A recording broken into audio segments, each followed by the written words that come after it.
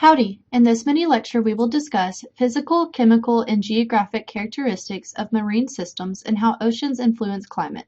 The student learning objectives of this mini-lecture are: identify the major oceans and their locations, describe the stratification of the ocean, define pycnocline, describe the physical and chemical aspects of the marine environment, explain how the oceans influence and are influenced by climate, distinguish between upwelling and downwelling.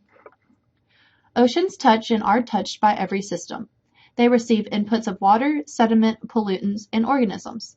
The Earth's 5 oceans, the Pacific, Atlantic, Arctic, Indian, and Southern, are all connected to each other and comprise a vast single body of water. Oceans cover 71% of Earth and hold 97.5% of all Earth's water.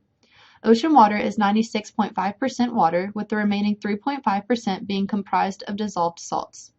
Evaporation of ocean water concentrates the salts in the water and removes pure water. If all the ocean water were to evaporate, there would be a 207-foot layer of salt. Oceans comprise most of the hydrosphere, but they also influence the Earth's atmosphere and lithosphere, and encompass much of the biosphere. Oceans influence our climate, a rich source of biodiversity and natural resources, and are very important in transportation and commerce. Solar energy influences the vertical characteristics of ocean from the surface to the bottom of the ocean. Surface water is warmer than subsurface water because the surface water is warmed by the sun. The heat from the sun warms water at the surface to a depth of about 500 feet. Water in the top 500 feet of the ocean is also circulated by wind. This causes the surface water to be fairly uniform in temperature and density. However, below about 500 lies the pycnocline region, which is a region where density increases rapidly with depth. Below the pycnocline is the deep water of the ocean that is cold, dense, and sluggish. For perspective, surface water is about 2% of the ocean, the pycnocline is 18%, and the remaining 80% is the deep ocean water. Surface currents flow horizontally in the upper 1,300 feet of the ocean. Warm currents carry water heated by the sun at the equatorial regions, and cold currents carry water cooled by high latitudes or deep water. Currents are driven by wind, warming and cooling of the water, gravity, and density differences.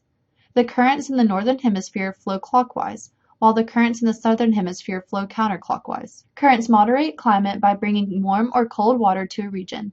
For example, the Gulf Stream carries warm water to Europe. Without this stream, Europe would be significantly colder. Currents also aid in navigation and travel and are responsible for people landing on Easter Island, Darwin reaching the Galapagos Islands, and Europeans reaching America. Currents also transport nutrients, pollutants, debris, and trash, and organisms from one location to another. In addition to moving horizontally, ocean water also moves vertical through upwelling and downwelling.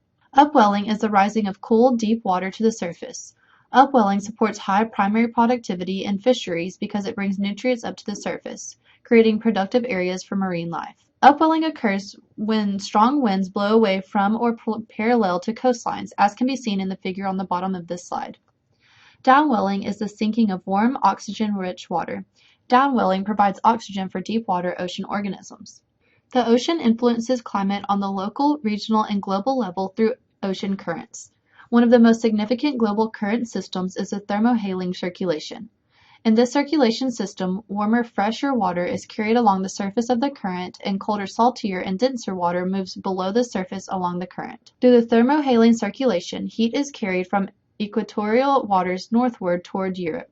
Once in Europe, the heat from the current warms the atmosphere in Europe through sea-to-air heat transfer. Sea-to-air heat transfer also causes the current that was once warm to cool and sink. This process forms the North Atlantic deep water circulation, also known as NADW. The cold current then circulates southward towards Antarctica, flows along the coast of Antarctica, and then moves northward in the Pacific Ocean as it heads toward Alaska and the northwest coast of the U.S.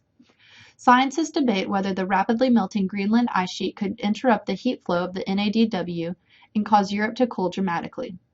Currently, there is conflicting evidence for this case. Some researchers have evidence that shows circulation in this area is slowing, while other researchers say there will not be enough runoff to cause a shutdown this century. The movie The Day After Tomorrow is Hollywood's dramatization of the idea of the NADW shutting down, but it is very unlikely that the changes caused by the loss of the NADW would be as severe and catastrophic as the movie portrays.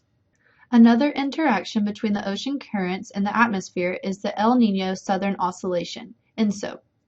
El Niño is a shift in atmospheric pressure, sea surface temperature, and ocean circulation in the tropical Pacific Ocean. Under normal conditions, winds blow westward, resulting in warm water flowing west to Indonesia from the Pacific coast of the Americas. Also under normal conditions, deep, cold water rises to the surface through upwelling, bringing up nutrients in the process. For this reason, Peru and Ecuador have rich fisheries. However, when El Niño conditions are in place, winds flow from west to east, causing warm water to flow east as well.